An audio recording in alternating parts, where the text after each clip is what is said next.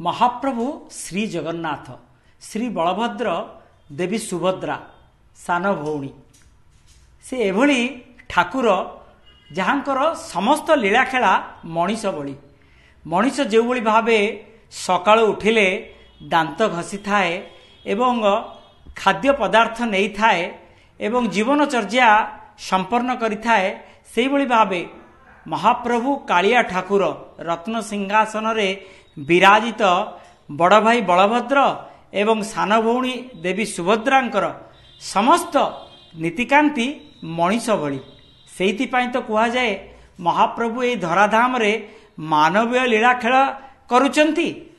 कारण गम्हा पूर्णिमा राखी पूर्णिमा रे जो भावे भौणी भाई हाथरे राखी बंधन करिथाए सेहि भली भावे देवी सुभद्रा कालिया शांत एवं बड़ भाई बलभद्र हाथ में रक्षाबंधन पर्व पालन करिथांती राखी बांधि थांती एवं ए राखी को प्रस्तुत करिथांती पाटेरा सेवक माने एवं आमे बे अछु वर्षियान सेवक स्वर्गत जगन्नाथ पात्र जे कि दीर्घ वर्ष धरी पाटेरा सेवक भावे जगन्नाथଙ୍କ प्रति समर्पण मनोभाव रे राखी तैयारी करथुले तांको सुपुत्र संतोष पात्र कौन कहबा जे बापा जो भली भावे राखी प्रस्तुत करुथुले महाप्रभु पई से भली भावे प्रस्तुत करिसंती तो राखी महाप्रभु को उणा हबनी तो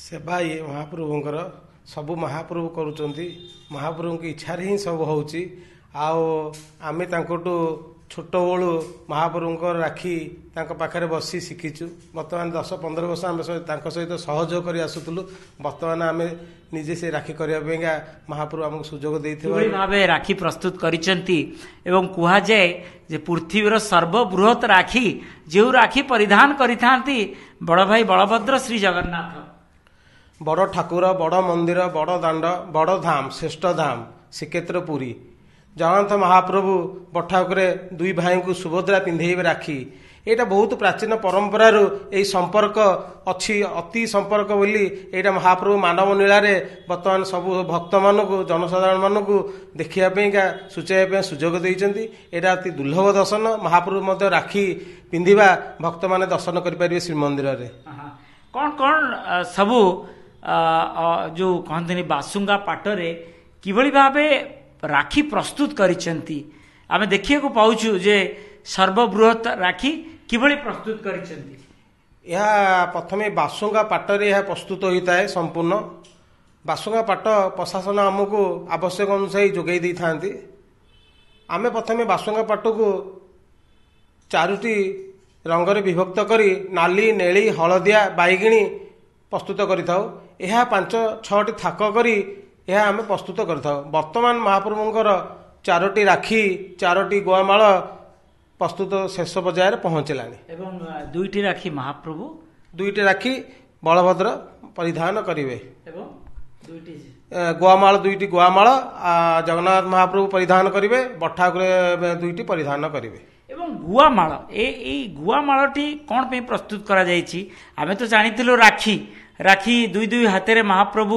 2-2टी राखी परिधान करिवे किंतु गुआमाल तांको परंपरा नियारा 54टी गुआरे गोटे माल होता है सेमती 4टी कलर रे 4टी माल होता है 2 हस्तरे सी एक करी माल पिंधती गुआमाल यह परंपरा अनुसार राखी महाप्रभु पिंधिला पर यही गुआमाल मध्य परिधान करिथांती एवं आमे देखि पारुछु जे लाल एवं सबुज हलदिया एवं बैगिणिया ये सब कलर रे विभक्ति करा जायछि ए कलर कौन पाई एटा महाप्रभु जो तांकर जो रथ यात्रा जो रथ कलर जेम थाए कना पड़ी के रथ कलर से कलर अनुसार महाप्रभु को एटा गोटे सुदुक्त कलर तांकर गोटे एटा व्यवहार कलर यही कलर ही महाप्रभु को प्राचीन परंपरा अनुसार महाप्रभु राखी आमे करि आसु केउ दिन ठारू अत्यंत निष्ठार सहित ए राखी प्रस्तुत करिसंती एवं निश्चित पक्षरे पूरा निष्ठा नहले महाप्रभु को सेवा संभव निश्चय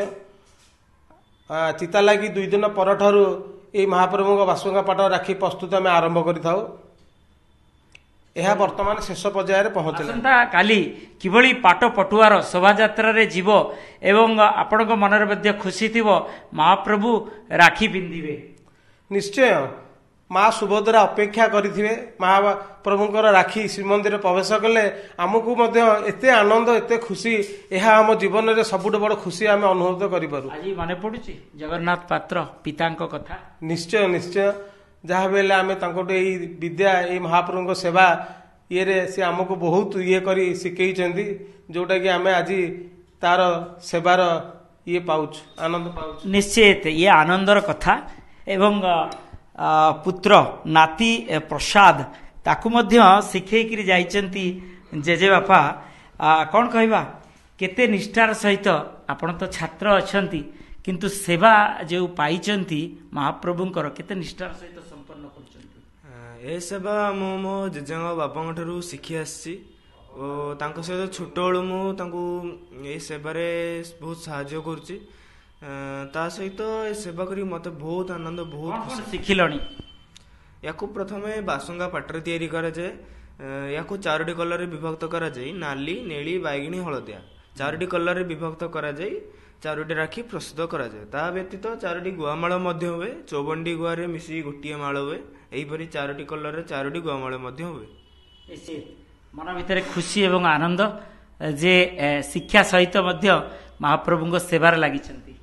ତ ବହୁତ ବହୁତ ଖୁସି ଲାଗୁଛି, ଯେହେତୁ ପାଠପଢ଼ା ସହିତ ବି ଏ ସେବା କରୁଛି, ବହୁତ ଆନନ୍ଦ ମିଳୁଛି।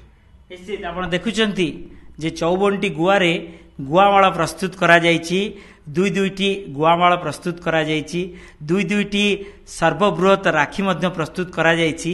ଆସନ୍ତାକାଲି ପାଟ ପଟୁଆର ଶୋଭାଯାତ୍ରାରେ ଶ୍ରୀମନ୍ଦିର ଅଭିମୁଖେ ଯାତ୍ରା କରିବ। ଦୋଳମଣ୍ଡପ ସାହି ନାରାୟଣ ମନ୍ଦିର ଅତିକ୍ରମ କରିସାରିଲା ପରେ ସିଂହଦ୍ୱାର ଗୁମୁଟ 22 ପାହାଞ୍ଚ ଏବଂ 22 ପାହାଞ୍ଚ ହୋଇ ଶ୍ରୀମନ୍ଦିରର ପାଟ ଅଗଣାରେ ପହଞ୍ଚିବ ରାକ୍ଷୀ।